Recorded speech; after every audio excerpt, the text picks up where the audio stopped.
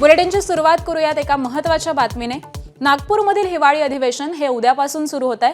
अधिवेशनामध्ये रणनीती ठरवण्यासाठी मवियाची बैठक सुरू होतीये। नागपूरमध्ये महाविकास आघाडीची बैठक ही सुरू होतीये।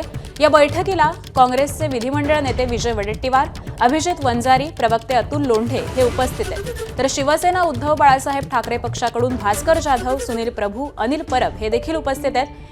इंडिगोची विमानसेवा ही काहीशी विस्कळीत असल्यानं शरद पवारांच्या राष्ट्रवादीचे आमदार मात्र या बैठकीला पोहोचू शकलेले नाहीयेत। त्यामुळे नागपूरमध्ये महाविकास आघाडीची ही बैठक सुरू होतीये आणि याच संदर्भातले अपडेट जाणून घेऊयात। आमचे प्रतिनिधी वेदांत नेप सध्या आपल्या सोबत आहेत। वेदांत, कोणत्या मुद्द्यांवरती चर्चा होऊ शकते आणि या अनुषंगानं कशी रणनीती ठरवली जाऊ शकते? नक्कीच आपण बघतोय काँग्रेसच्या कार्यालयामध्ये, विधान भवनाचं जे काँग्रेसचे कार्यालय आहे तिथे आपण बघतोय एकामागे एक विरोधी पक्षातील नेते आपल्याला येताना पाहायला मिळतात। अनिल देशमुख आता पोहोचलेले आहेत। जसं तू म्हणाली की राष्ट्रवादी काँग्रेस शरदचंद्र पवार पक्षाचे जे नेते मुंबईतनं इथे येणार होते, त्यांना इंडिगोचे जे फ्लाईट्स कॅन्सल होत आहेत, डिले होत आहेत, त्याचा फटका बसलेला आपल्याला पाहायला मिळतो। आणि त्यामुळे जितेंद्र आव्हाड येऊ शकलेले नाही आहेत, शशिकांत शिंदे येऊ शकलेले नाहीत, जयंत पाटील सुद्धा मंगळवारी येणार असल्याचं कळतंय। आणि म्हणून आता आपण बघतोय अनिल देशमुख हे या विरोधी पक्षाच्या बैठकीला पोहोचलेले आहेत। शिवाय ठाकरेंच्या शिवसेनेकडनं सुद्धा सुनील प्रभू, त्यासोबतच अनिल परब, भास्कर जाधव आहेत, काँग्रेसकडनं सुद्धा अभिजित वंजारी आहेत, विजय वडेट्टीवार आहेत।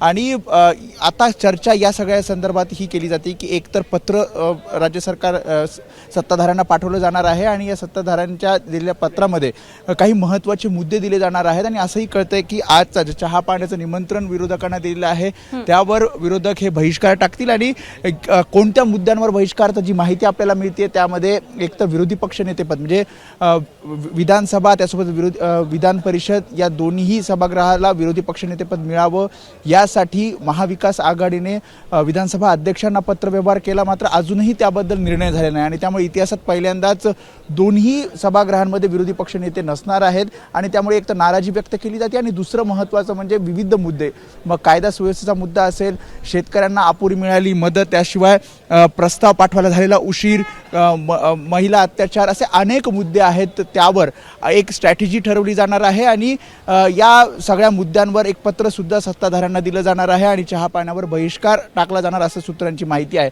आणि त्यामुळे थोड्याच वेळात पत्रकार परिषदेला सुरुवात होईल। आणि विरोधी पक्ष नेतेपद नसल्यामुळे आता या अधिवेशनाला 7 दिवस चालणाऱ्या अधिवेशनामध्ये आपला विरोधकांचा आवाज कशा प्रकारे, कोणत्या मुद्द्यांवर आपण हे सगळं अधिवेशन जे आहे त्याला सामोरं जायचं आणि एक आपण जर बघितलं तर एक स्ट्रॅटेजी ठरवायची आहे आणि त्यासाठीच हे सर्व विरोधी पक्ष नेते एकत्र आपल्याला पाहायला मिळतात। बरोबर आहे। त्यामुळे बैठकीमध्ये कशा पद्धतीनं रणनीती ठरवली जाते हे पाहणं उत्सुकतेचं ठरणार आहे। धन्यवाद वेदांत या संपूर्ण माहितीसाठी। एबीपी माझा, उघडा डोळे बघा नीट।